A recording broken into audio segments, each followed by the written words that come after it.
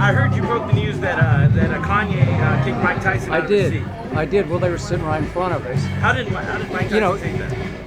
He took it happily, but you realize once upon a time it would have been the other way around. Yeah. So I was amused that this Mike Tyson at this stage of his life would say, Kanye, I'm good, and they tried to find another seat for Mike Tyson. Was it a little awkward? No.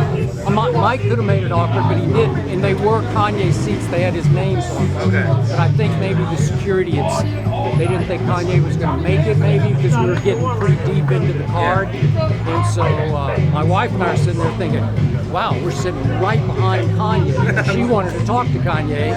And I was like, I don't think he's going to make it. And then Tyson took the seat, so I thought, well, it's all over for the night. Yeah. And then he walked in.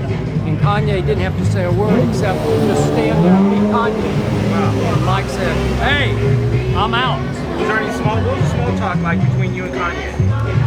My wife initiated a conversation about his pop-up stores that hit over the weekend. Oh, yeah. And I must admit, I read the headline, but I hadn't read the story of it. And they became like best friends talking about pop-up stores. Really? Because Kanye was in fact, he seemed more interested in the pop-up stores than the UFC event. But then he and I started going back and forth about what's better, UFC or boxing? Yeah. And I grew up with Ali and Frazier, and I told him I miss those days. And Kanye said, I didn't know those days. Really? So, yeah. Okay. So, Does Kanye know his stuff though about sports and boxing, UFC?